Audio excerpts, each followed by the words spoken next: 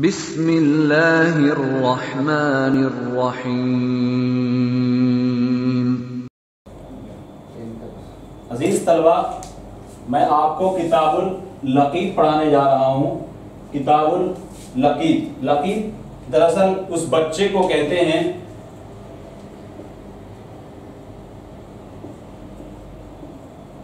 جو عام طور پر کہیں سڑک کے کنارے یا ہاسپٹل کے آس پاس وغیرہ جو گرا پڑا بچہ ہوتا ہے، جس کا کوئی بظاہر کوئی ماں باپ نہیں ہوتا ہے، جو غیر ثابت النسب ہوتا ہے، اس کے مسئلے کو آپ کے سامنے بیان کریں گے۔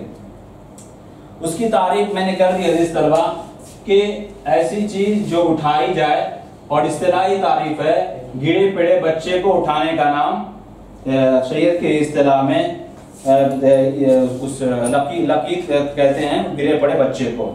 یعنی لقیط اس انسان کے اس بچے کو کہتے ہیں جس کو لوگوں نے پرورش سے بچنے یا زنا کی تہمت سے بچنے کے لیے پھینک دیا ہو۔ صاحب ہدایہ نے بھی فرمایا کہ ایسے بچے کا اٹھانا مستحب ہے۔ اور قرآن کریم کی آیت ہے فَالْتَقَطَهُ آلُ فِرْعَوْنَ لِيَكُونَ لَهُمْ عَدُوًّا وَحَزَنًا، یعنی آل فرعون نے حضرت موسیٰ علیہ السلام کو اٹھا لیا تھا تاکہ ان کے لیے دشمن اور غم کی چیزیں بن جائے۔ اس آیت میں لقطہ اٹھانے کا ذکر ہے۔ کریں اللقیط حر ونفقتہ من بیت المال، کہ لقطہ یہ کیا ہوگا؟ آزاد۔ لقیط کیا ہوگا؟ آزاد ہوگا، یعنی بچہ کہیں گرا پڑا ملے گا، کیونکہ انسان کی فطرت ہے آزادی، اور جو انسان کی فطرت ہوتی ہے، جو اس کا بنیادی حق ہے، اسے کوئی چھین نہیں سکتا۔ اس لیے کوئی بچہ اگر کہیں گرا پڑا ملے تو اس کو یہ مانا جائے کہ بچہ کیا ہے؟ آزاد ہے۔ اسی کو کہہ رہے ہیں کہ بچہ آزاد ہوگا، لیکن اس کا کھانا خرچہ جو کہاں سے چلے گا؟ کریں وہ بیت المال سے ہوگا، ہے کہ نہیں؟ کہ اس لیے کہ دارالاسلام، کیونکہ ظاہر سی بات اس کا کوئی بچہ نہیں ہے تو بظاہر اس کے پاس کوئی ایسے ذرائع نہیں ہے کہ اس کے کھانے خرچے کا کوئی بندوبست ہو سکے، اس لیے اس کی ذمہ داری بیت المال پہ۔ کیوں؟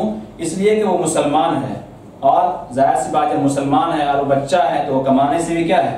عاجز ہے۔ اس کے کوئی رشتہ دار بھی نہیں ہے، اس کے پاس مال بھی نہیں ہے، تو ایسے لوگوں کا بیت المال سے خرچہ چلے گا۔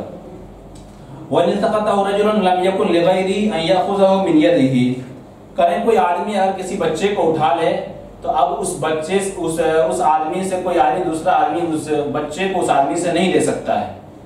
وہی اسی کو کہہ رہے ہیں اگر اٹھا لے اس کو کوئی آدمی، وَإِنْ الْتَقَطَهُ رَجُلٌ لَمْ يَكُنْ لِغَيْرِهِ أَنْ يَأْخُذَهُ مِنْ يَدِهِ، تو دوسرے کے لیے جائز نہیں ہے کہ لے لے اس کو اس کے ہاتھ سے۔ یعنی اگر اس کو کسی شخص نے اٹھا لیا تو اس کی اجازت کے بغیر دوسرے کے لیے جائز نہیں ہے کہ اس کو اس کے قبضے سے لے لے۔ کیوں؟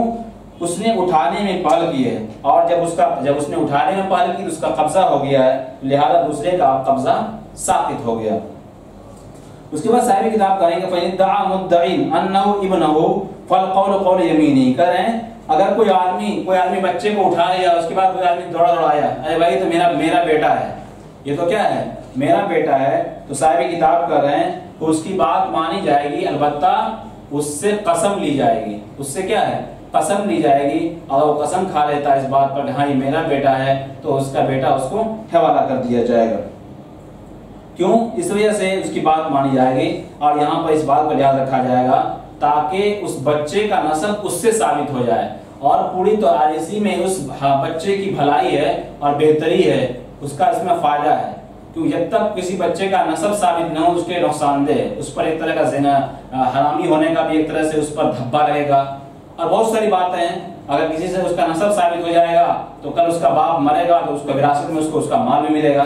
اس لیے پوری کوشش شریعت کی ہوتی ہے عام طور پر ایسے بچوں کے سلسلے میں کسی نہ کسی سے اس کا نسب ثابت ہو جائے۔ وَإِنِ ادَّعَوْا اثْنَانِ وَوَصَفَ أَحَدُهُمَا عَلَامَةً فِي جَسَدِهِ فَهُوَ أَوْلَىٰ بِهِ، کریں کہ ایک بچے کا دو آدمی نے دعویٰ کر دیا کہ نہیں یہ بچہ میرا، دوسرے ایک آدمی اور آئے گا نہیں یہ بچہ میرا ہے، تو کس کو ملے گا؟ صاحب کتاب کر رہے ہیں اگر ان دونوں میں سے کسی ایک نے کسی علامت کا تذکرہ کر دیا کہ بچے کے اندر، دیکھیے بچہ کے اندر فلاں علامت ہے، فلاں کچھ نہ کچھ کیا ہے، اس کے اندر تل ہے فلاں جگہ پر، اگر اس کی بات یہ صحیح ہے، جس نے علامت بتلا دیا بچے میں کوئی ایسی چیز کا، اس کی بات مان لی جائے گی، اور اس کو اس کا بچہ حوالہ کر دیا جائے گا، اور اس سے اس کا نسب بھی ثابت کر دیا جائے گا۔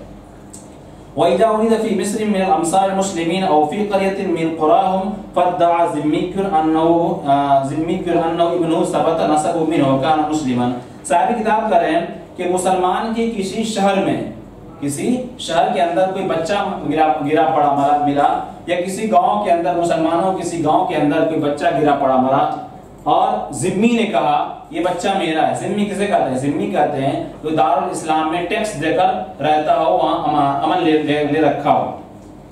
لیکن ذمی کہہ رہا ہے یہ میرا بچہ ہے، تو ظاہر سی بات ہے بچہ کیا ہونا چاہیے؟ کافر ہونا چاہیے، کیونکہ ذمی کا بیٹا تو ظاہر سی بات ہے وہ بھی ذمی ہوگا، وہ بھی کافر ہی ہوگا.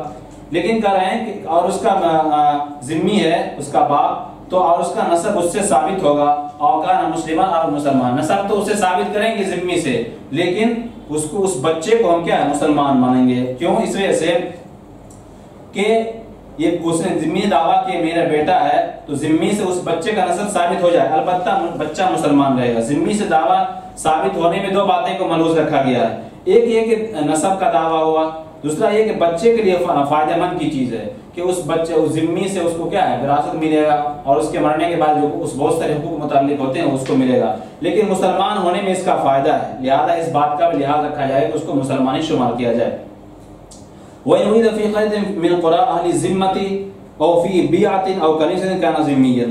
صاحب کتاب کہہ رہے ہیں کوئی بچہ اگر ذمی کے شہر میں ملا ہو، یا ذمی کے کسی گاؤں میں ملا، یا یہ کہ کسی یہودی کے کنیسہ میں ملا، یا یہ کہ یہودیوں کے عبادت خانے کے اندر ملا کوئی بچہ، یا اس کے شہر میں، تو کہہ رہے ہیں کہ اس بچے کو کافر مانا جائے گا. کہہ رہے ہیں اگر پایا گیا ذمیوں کے گاؤں میں سے کسی گاؤں میں، یا یہود و نصارہ کے کسی عبادت خانے میں پایا گیا تو وہ ذمی شمار ہوگا. کیوں؟ اس وجہ سے کہ اگر کوئی لقیط ذمیوں کسی گاؤں میں یا یہود و نصارہ کسی عبادت خانے میں پایا گیا ذمی شمار ہوگا. کیوں؟ غالب گمان یہی ہے کہ یہ بچہ کسی کافر کا ہوگا، اس لیے وہ ذمی شمار کیا جائے گا. ومن ادعا ان لقیط عبده او امته لم يقبل منه وكان حرا.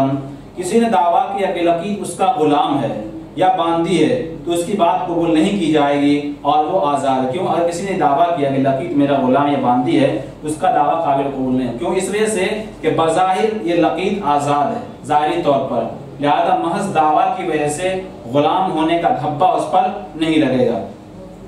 وَإِنِ ادَّعَىٰ عَبْدٌ أَنَّهُ ابْنَهُ ثَبَتَ نَسَبُهُ مِنْهُ وَكَانَ حُرًّا. اور اگر دعویٰ کرے غلام کہ لقیط اس کا بھی، کوئی غلام کہے کہ میرا بیٹا ہے، لقیط کے سلسلے جو بچہ چھوٹا سا بچہ ہے، تو اس غلام سے اس کا نسب ثابت ہے، اس نے اقرار کر لیا کہ میرا بیٹا ہے، تو اس غلام سے اس کا نسب ثابت ہے، یعنی یہ مانا جائے گا کہ اس غلام کا وہ بیٹا ہے، اور بچہ آزاد مانا جائے گا.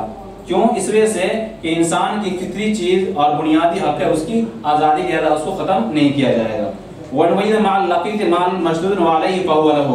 کوئی بچہ ملا کہیں رکھا، کہیں گرا پڑا کہیں پر سڑک کے کنارے وغیرہ، لیکن اس بچے کے ساتھ کچھ مال وغیرہ پہ ہے، یعنی اس کے جسم پر کچھ مال وغیرہ پہ، اس کے روپیہ پیسہ وہاں پر رکھا ہوا تھا اس کے بغل میں، تو کہہ رہے ہیں روپیہ پیسہ بھی کیا اس بچے کے لیے ہوگا. اسی کا اگر پایا گیا لقیط کے ساتھ مال اس پر بدا ہوا تو اسی کا ہے. یعنی حاکم یعنی اس نے پایا تو حاکم کے حکم سے اس مال کو لقیط پر، یعنی جو آدمی اس بچے کو لے گا تو حاکم کے حکم سے اس مال کو اس بچے پر خرچ کرے گا.